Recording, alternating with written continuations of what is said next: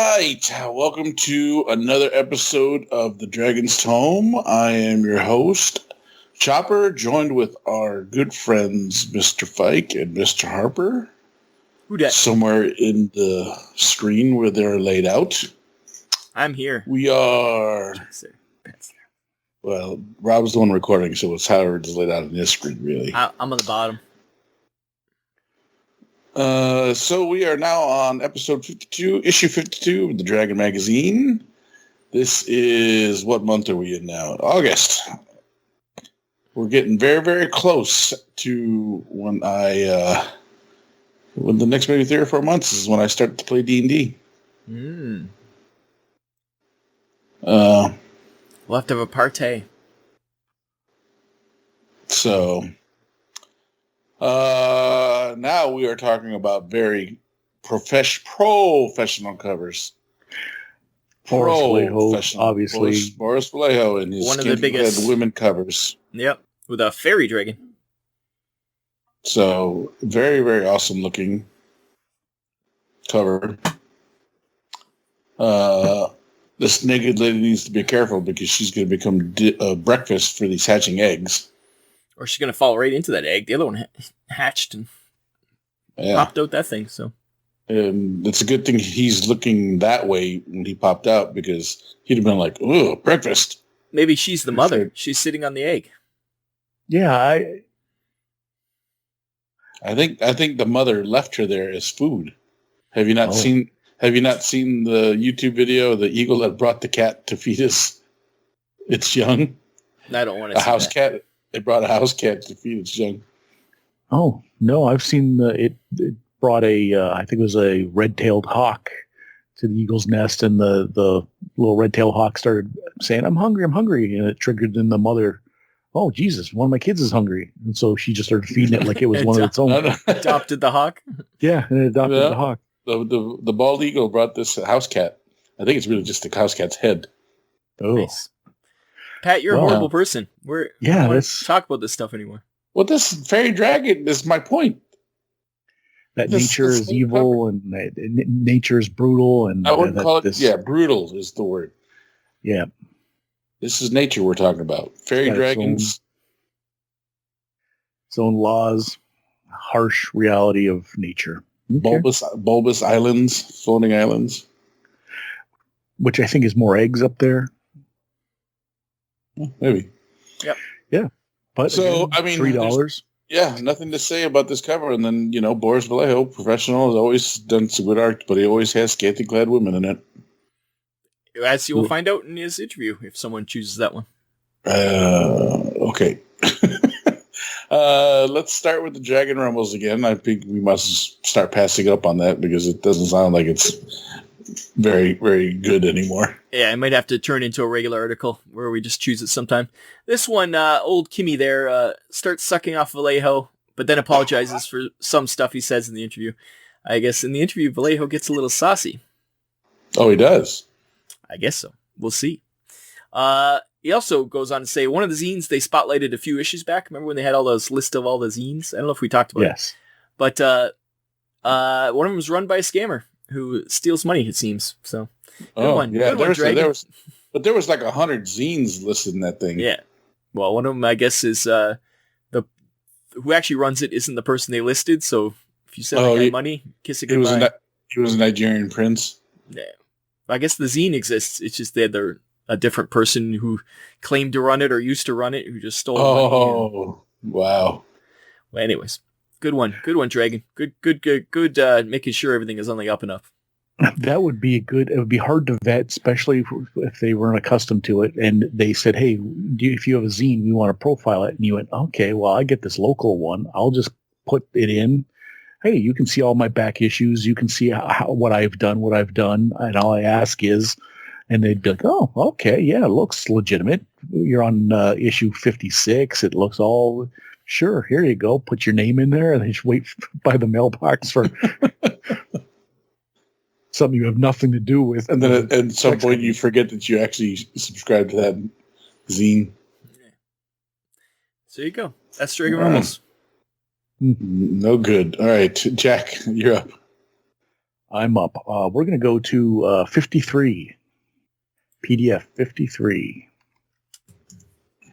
Knock, knock. Knock, knock. This is one of mine. Siege Warfare. This is I'm not a one of mine. sucker. I'm a sucker for the historical stuff. I am also. This has just enough information to wet your whistle on a bunch of stuff, and it goes through some of the weapons that and tactics and stuff that would be involved in siege warfare. But at no point does it get you get your paragraph, you get the highlights, and then it gives citations at the end. So if you're like, oh well, if you want to read more. This was a nice little primer on the siege engines and stuff. And if you didn't know what they were and you heard the name come up, it doesn't delve too much, right? Yeah, you would know just enough that if someone were to say, "Oh yeah, a trebuchet," you'd go, "Oh, okay, yeah, I know what that is." I described it as a nice little encyclopedia article on sieging. Gives you just enough information to do a book report on, but not enough that it makes you fall asleep while you're reading it. Yes. No, I think this was the right balance for a magazine like this for people with interest, but it also wasn't 15 pages of it, ad nauseum, so that people would be writing in going, "Oh, come on." Yeah, especially the tactics. The tactics part was nice and concise, which is what I liked about it too. Yeah. I thought it was an article I'd be very interested in, but not in Dragon Magazine. It's one of those things where it's like, if this was a history magazine, yeah, I'd be interested. But Dragon, I guess if you're sieging places in Dragon in your D&D game, sure. And we know that there is a history of little wars and stuff like that. The fan base is a amalgamation of a couple of different things. People are probably playing historical mini games, so there's just enough that could be happy, but not enough that you're wondering why you paid for the whole magazine. Mm-hmm. Yeah. So that's mine.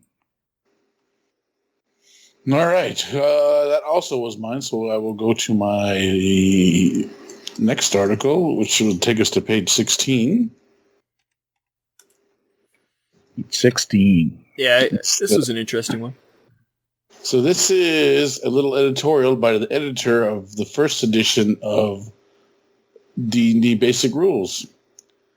It's a nice little expose on his thought process of his editoring and his format, which it becomes the format used in all RPG books now, He talks about how when he edited the rules, he knew that it needed to be divided into like 4 parts. The first part being the character creation, second part being like equipment and magic. Then the third part would be the meat and potatoes, which is the combat section. And then he wanted a DM only I section for the rules, that if you were a DM, this would be your part to look at, which then they separate to 2 different books now. Mm-hmm. So it was a nice little breakdown on his way of thought, and how it puts it together and everything.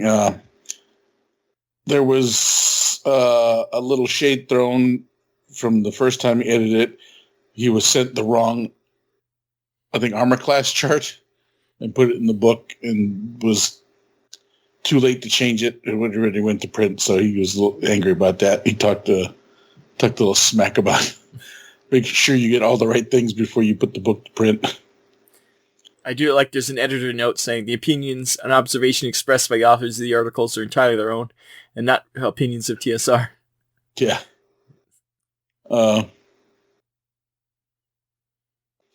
But, even that being said, I think it's a very good way, precise. I mean, the book fairly does well, so it was laid out nicely that people enjoyed it and were able to read it.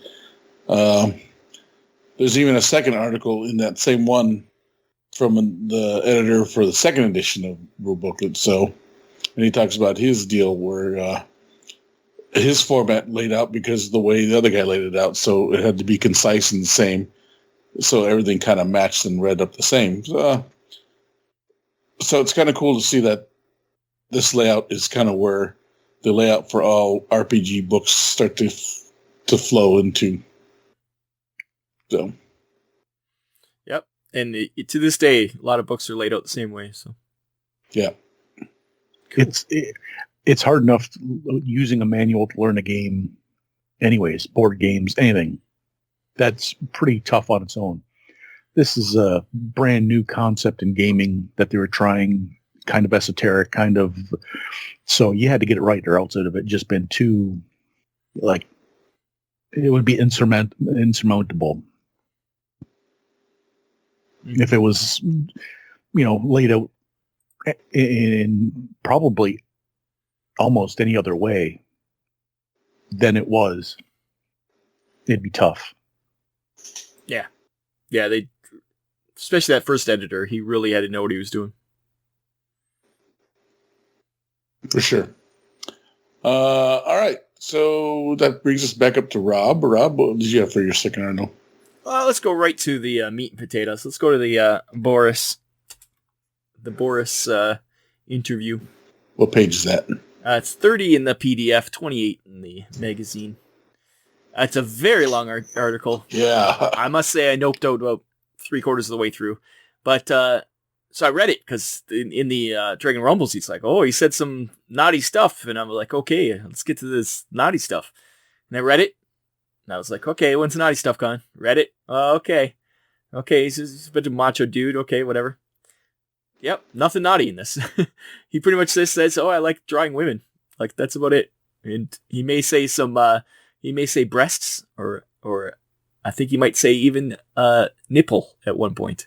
But yeah. So that was his naughtiness? Yeah, I guess so. Because I read the whole thing, and it's just, he's pretty much, I like doing things for money, and I like drawing scantily clad women, and I could draw like backgrounds and stuff, but I find that boring as hell. So I'm just doing the parts I like.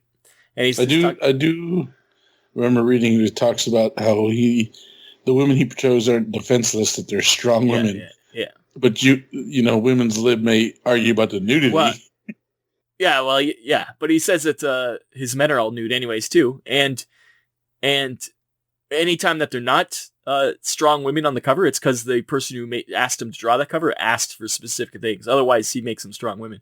And he also talks about he has a new book coming out, which is called Mirages, which is a famous book that I remember as a young adult seeing all the time, that all his paintings in this book. So this is when it's first coming out, kind of the preview of it, but it is a very long article, and he doesn't really say much. He pretty much just says what I said. He likes money. He lives, I guess, in a nice apartment in downtown New York, so good for him. And he's from Peru, I think, originally, which was neat. Yes. Yeah. And he said he could have stayed in Peru and been the best artist in Peru, but he decided to come to the States and make some money. But yeah, he seems like a, he doesn't come out, he's a bit macho, but he's he's Hispanic. Yeah, but he's not, I don't find him over the top macho. Like, he's not being a dick. He's just being like, yeah. I guess he's typical Latino. Yeah. Well, and he's just a guy who likes drawing hot chicks. What's the problem? He's an artist with a particular muse. And he makes a lot of money doing it, so he's just happy to keep doing it. Yeah, I'm not going to lie, it was very popular in the 80s, and so... Yeah. So even before this, in the 70s, up into the 80s, I never looked him up. I'm not sure if he's still alive, or I have a feeling he's not, but... I don't think he is. I think he died. Vamp. I'll look it up. Well, canonically, we don't have to. Canonically, he is dead. If we don't know at the time, we just say they've passed on, and that's just... Yeah. Nope. He's still alive. So there you go. He was alive as of a couple of years ago. I remember him. It's his wife or I think it's a wife that she's also an artist. I do remember he came to Gen Con maybe 8 years ago. Yeah, he's still alive. He's 71, I think. So he's 81. Sorry, 81. Do you think he's the creator of Vallejo Paints? No, I don't think he has to do that. No, Vallejo Paints isn't that? I thought that was a Spanish company. All right. Jack, do you have one more? I do. Page 62. 60 dose. 62. Follow me along to 62 of the PDF, 62 of the... Jack. 63 of the PDF. Sorry, I just How looked down dare you? This is my other one, too. Okay. Then to Louis Pulsifer writes about how would you Coles notes this? Well, he's trying to fix characters who have too much power.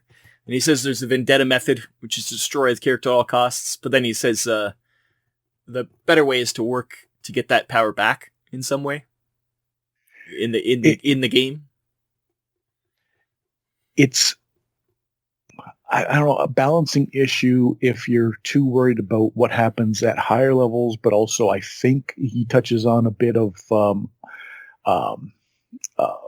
not Monty Hall, but like, well, if you mistakenly give somebody something too powerful too early, and it unbalances the team, so he's too powerful compared to the rest of the people in the team.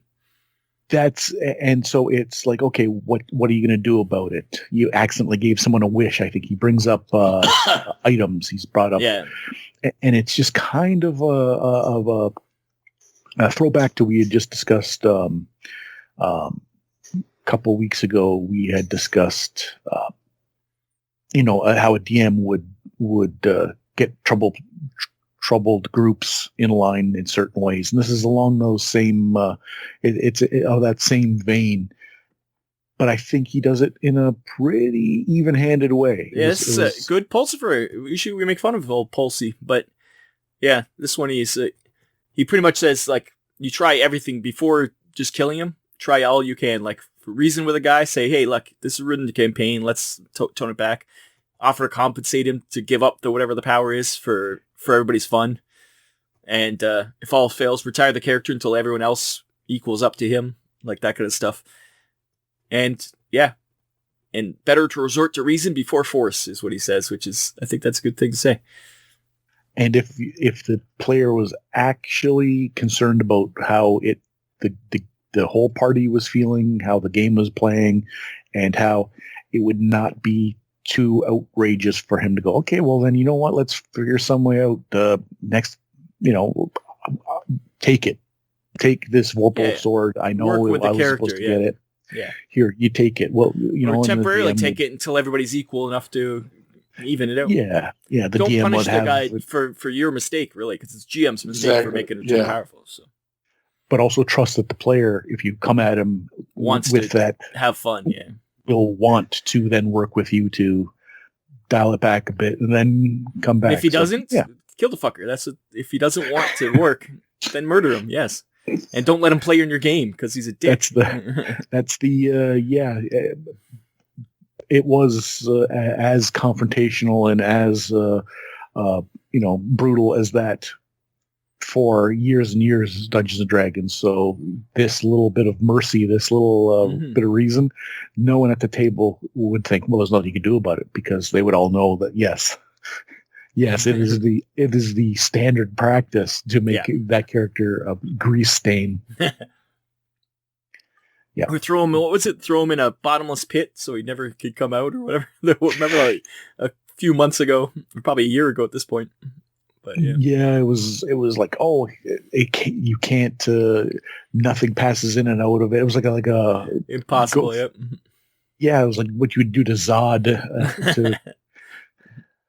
It's like, okay. And now it's just someone who had reached a point the DM didn't know what to do with them. That wasn't even let alone somebody who's actually being a dick. Yeah, that was just like, your time's come. Stamp, rubber stamp, you're dead. There you go. Yeah. All right, Jack. I don't have any more articles. So, Rob, do you have any more articles? Yep. Right on the next page, actually, is the other soapbox. Is the best DMs will look further than the book. It's ways to combat players reading all the books. It's and knowing everything. He has a lot of good suggestions, Tom Armstrong, to tweak monsters, change them up slightly, magic items, change them to make them new and different. So when they think they know what they got, it's like something completely different. Like if you think you're fighting another, whatever, a wyvern. I know exactly everything about wyverns. Well, not this one. It's slightly different. Exactly. It has 4 tails. And he says, you might as well change things because otherwise you're just playing a board game. Like, that's the whole point of role-playing games is to make it different. Like, to play on the fly. So, it's a good article, and it's, once again, a helpful DM article. It's in the same vein as we had discussed recently about people who've read all the books and, why that's not funny or fun. This is more like, okay, well, not people who've read all the books, but people who've had a lot of experience, and you just want to, just put a little shock, make them step back just a little bit, just add a little bit more of that mystery back in without doing too much. And it's very well thought out, and it probably, again, like that other article, timely. That a lot of tables must have reached a point where everyone kind of knows everything. You could feel a zeitgeist where that is what's happening right now in the world. They're trying to figure out ways around it, and you see it in the Dragon magazine. Yeah. Faux show. So that was my other one. I think that was my last one too. All right, Jack, you got any more articles? No, I'm done. Yeah, this one was very thin for me. Because that Boris Vallejo article was so long. Yeah, it was 16 pages, I think. So I will then start with the ads, because it goes with what I was talking about in my intro. And we're going to go to page 2. Yep, this is my ad too. Look at this art. Oh, this just wanted to see that Jackal wears testicles. It's true. So this Dungeons and Dragon Adventure comic, this is what brought me to D&D. I read this somewhere. I saw this comic, but I don't remember where I saw it or read it. But I know it wasn't in a Dragon magazine. First time's free. They just slipped it to you in the back alley.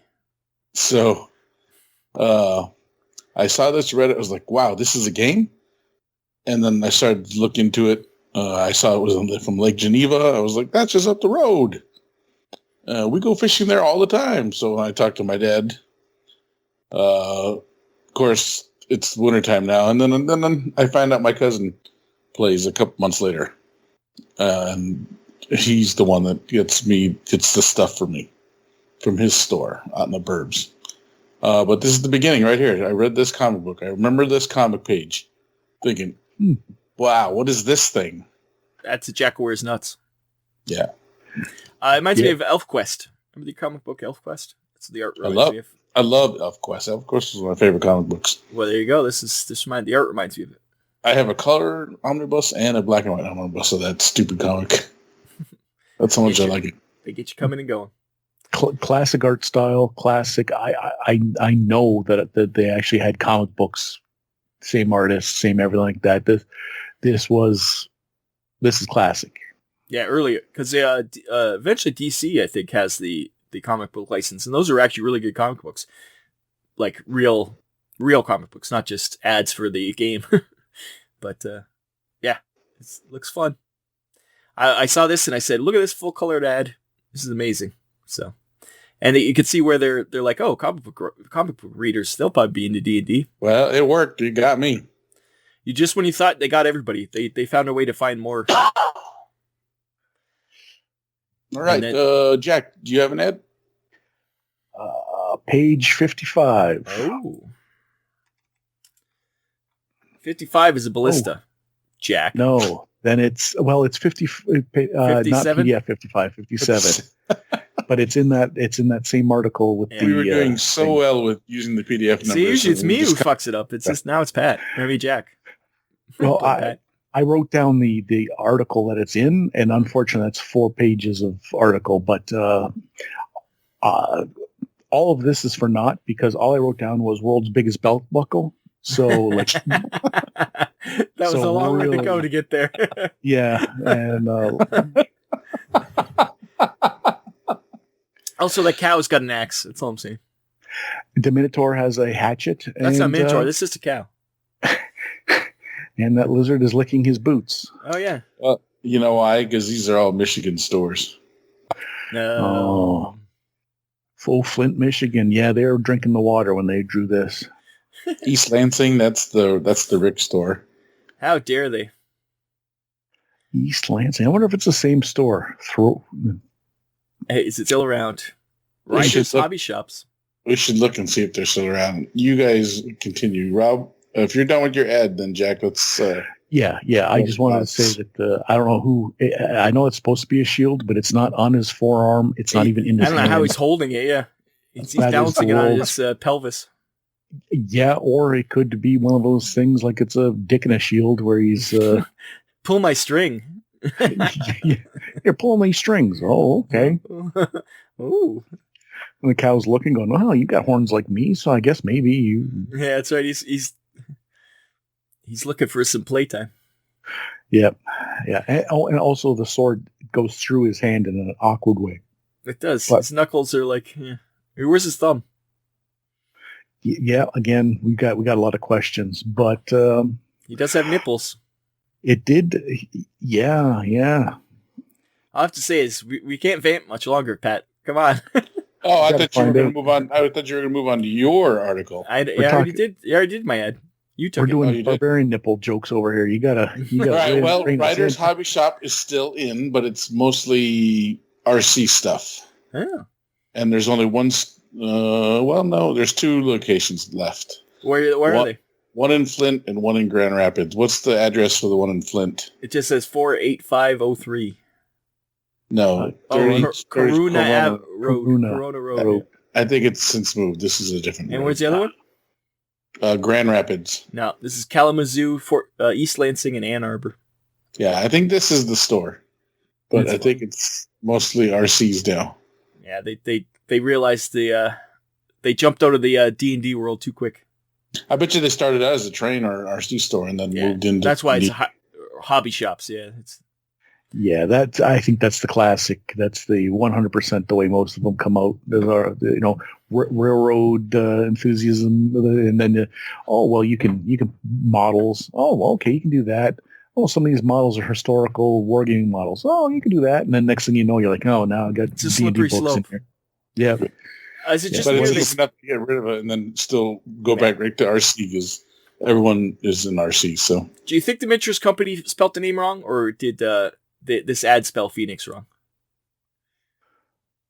Which one is it? Is that how the Miniature Company spells Phoenix, or is this ad just spelled Phoenix wrong? I'm sure it spelled it wrong. Because they obviously got this guy's belt buckle to look like a shield. I know that Phoenix is spelled differently in the UK. I don't know. This is Michigan. But I don't. Well, if the store or the games company that is like UK based, then that might be. But I don't know if it is spelled that way. So, like, even if I don't know. It is not spelled that way. Phoenix has an O before E. Yeah, it's spelled Enix if you say it correctly. Mm-hmm. And yeah, there you go. Yeah, that's it. I have no ads. Anybody got any ads? No. All right. Well, then that's it for our. Oh wait, hold on. As I'm cruising through before we quit out, let's go to page 72. Figuratively speaking, and I'm looking down. If you scroll down to page 73 of the PDF, there's your dragon. There's the red dragon I got. There it is. Grenadier Models, AD&D series, Dragon's Lair. Is that the one? Mm-hmm. Yep. Look at that. Do you find it 5777? I don't know what these numbers mean. Proportion. He says it at the beginning, or he did before. Animation. What's that? Detail. And techniques. Technique or technique? Technical skill of how well it's done.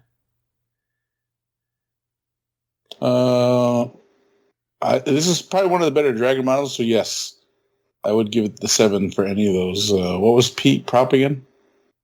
Proportions. It's big. 6 inches long. I think it's proportioned all right. I would probably give it a 6. This guy's harsh. He gives this giant spider a 6, and that giant spider is definitely not a detail 7. You can tell because I can't. I'm looking at that. No, I actually have the model, so I can tell you what it looks like. Oh, okay. Because you could have told me that was a specimen taken right from the Amazon, pinned to a board, and I would go, okay, I guess so. I'm only making these assumptions on the fact that I had these miniatures and that I know what they look like.